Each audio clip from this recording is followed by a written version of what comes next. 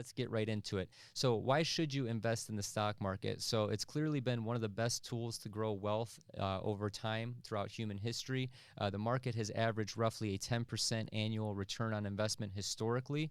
The second point is savers are losers. This is to battle inflation. So everyone knows that having assets is better than just sitting on cash, especially in the interest rate environment that we're living in. But if you're a beginner to the stock market or the economy, this may be a little bit over your head. Just understand that you are losing purchasing power by not investing. It's never been cheaper to invest. These are $0 trades. Those are the norm. $0 fees is the norm. I remember when I started, the only reason I went with Trade King is because they had super cheap trades. I think it was like $4.95 a trade, and this was 15 years ago. What is a stock exactly? So a stock is simply a share of ownership in a company. So think of each share being a slice of pizza.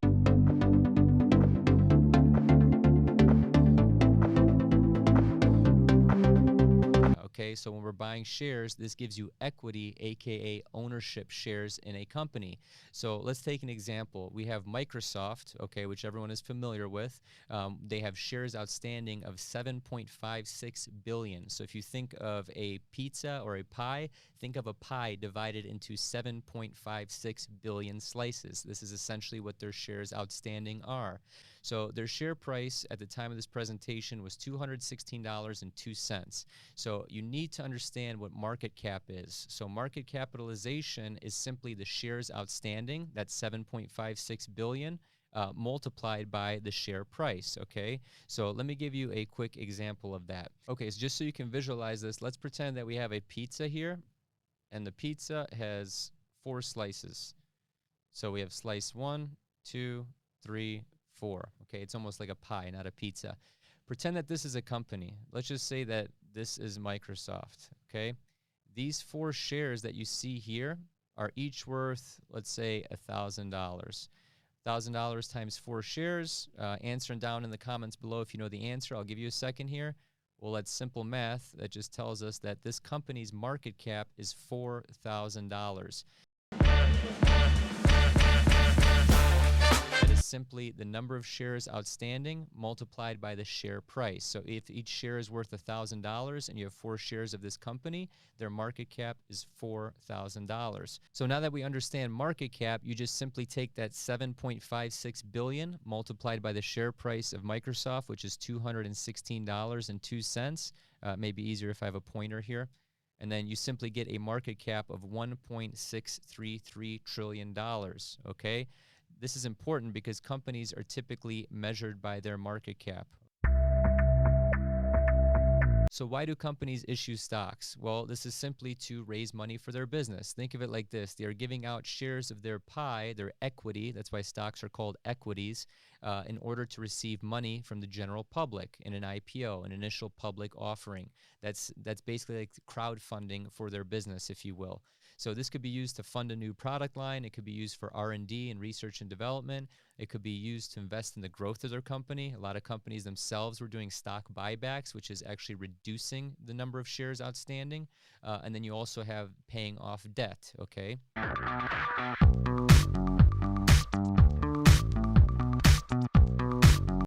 So there is a difference between preferred stock and common stock.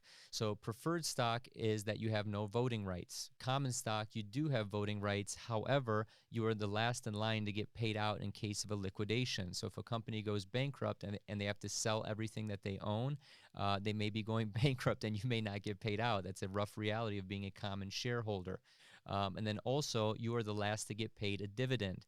And then when you're thinking of buying a stock, or if you're a complete newbie and you're saying like, hey, I'm just buying stocks, you are typically buying common shares when you hear that.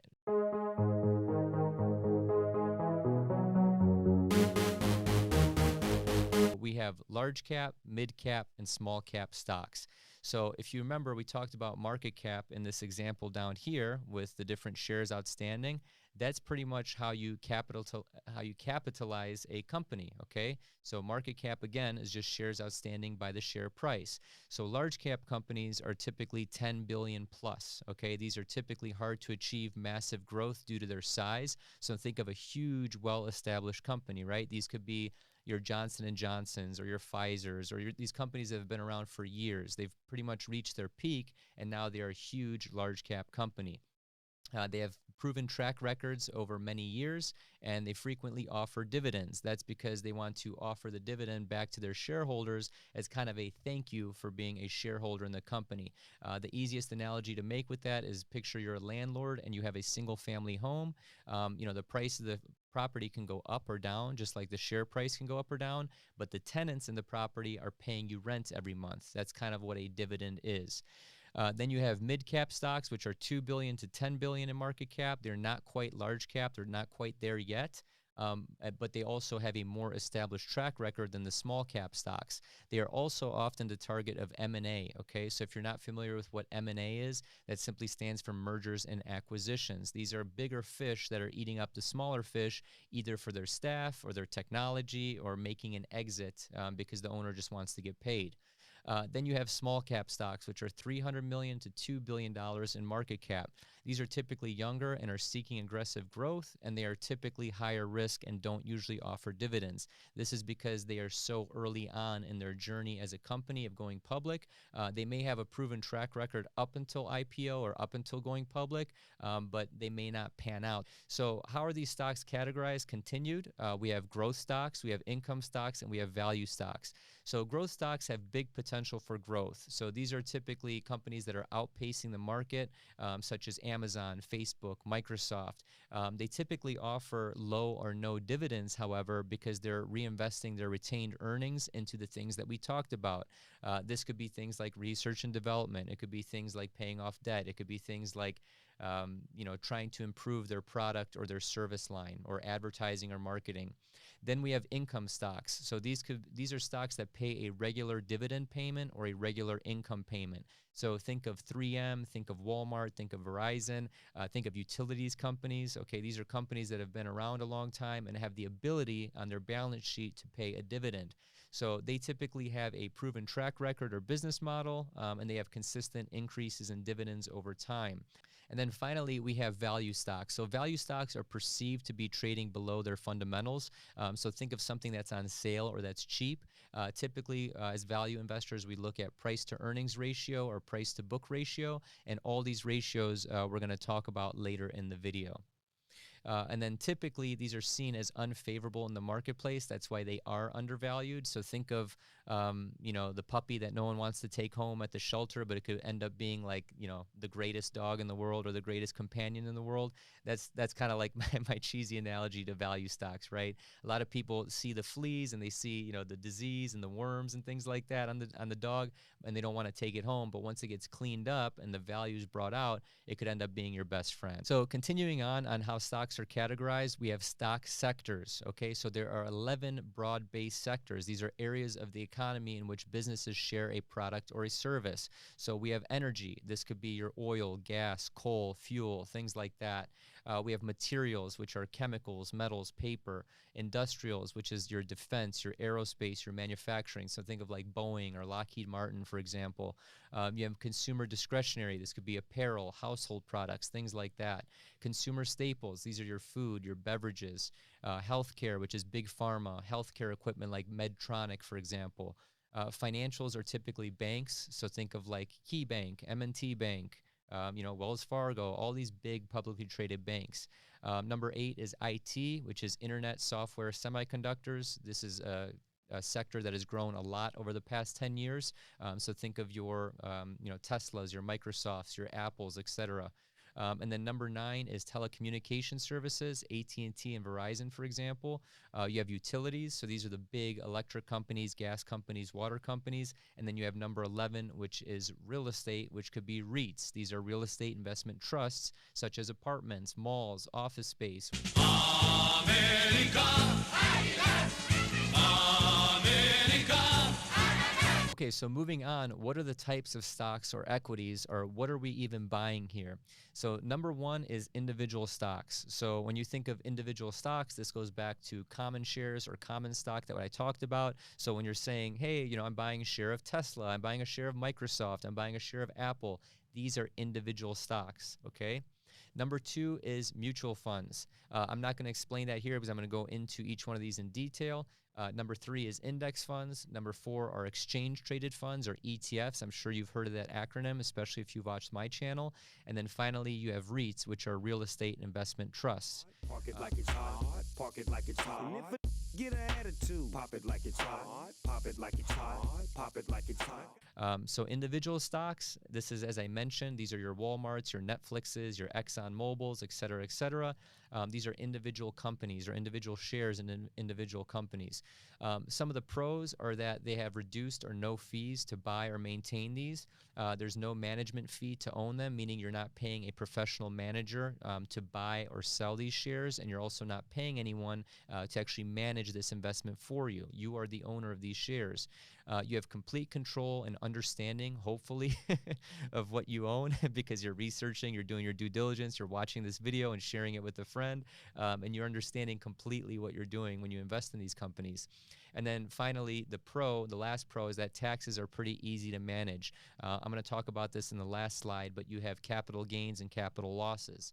Park it like it's hot, park it like it's hot. And if it get an attitude, pop it like it's hot, pop it like it's hot, pop it like it's hot. The cons to owning stocks are that they're hard to diversify. So if you're investing in one individual company, you're exposing yourself to concentration risk, as we talked about. So you're going to need 20 to 100 different shares of stocks, not shares, excuse me, different companies to achieve adequate diversification. This takes more effort or time to monitor your portfolio because you're always looking at rebalancing, which we'll talk about. And then you're also doing your due diligence. You're reading 10Ks, you're reading, different financial reports, which we'll talk about in this video as well. You're doing all this stuff, burning the midnight oil, trying to find that one gem that seems to be underpriced or undervalued or is a value stock, which we talked about. So this takes a lot of time and effort. And then finally, FOMO and emotions. So FOMO stands for fear of missing out. So when you're in the rec center locker room and all these guys are saying, oh man, I bought Tesla when it was $100, now it's $1 million. You start to get that FOMO and you want to buy in at $1 million because everyone else bought in and is making money, right? So let's go into mutual funds. So mutual funds are simply pools of money from the public to buy securities or assets or equities. So the pros of this is that they're extremely liquid. They don't have that liquidity risk when we talked about that warehouse in the middle of a cornfield. These are very easy to buy and sell and partake in. They're very diverse because they invest in a lot of different things typically. Most mutual funds typically have professional management, whether this is active, meaning that there's an actual portfolio manager or a human being and a team of human beings managing this, versus passive, which we'll talk about in the next slide. There's a lot of options. You have balanced mutual funds, you have fixed income, you have money markets, you have income producing mutual funds. So there's a lot to choose from. Some of the cons are that these have higher fees, especially if they're actively managed. Most mutual funds are not FDIC insured, meaning that if you're familiar with going to your bank and having your savings account insured up to $200,000 or $250,000 at the time of this recording, mutual funds don't offer that coverage or that benefit, okay? Then finally, they have large cash holdings, which means that they have to keep a lot of their money in cash, which we all know at the time of this recording, savers are losers and cash is trash. If you don't understand that, I suggest you sign up for my school. It'll all become more clear, or watch the videos that I've done on that. And then finally, it's hard to evaluate, to make an apples-to-apples comparison from one mutual fund to the next. The sun goes down and the moon comes up.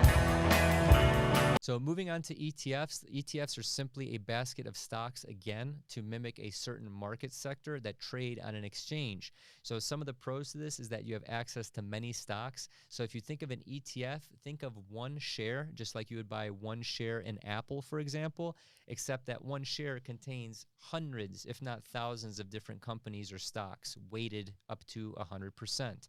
So one share is buying you a basket of stocks with an ETF. So they have extremely low expense ratios, again, because they're either passively or actively managed, which actually passes the savings on down to you. If you don't, I should have clarified, if you don't know what an expense ratio is, it is simply a percentage or an annual fee to pay whatever fund you're using. So if I'm using a Vanguard ETF, I'm paying them an expense ratio of, let's say, 0.05%, okay? So 5 basis points, meaning 5 fractions of a percent, if you will. So they're easy to own, they're easy to manage, and they're easy to invest in.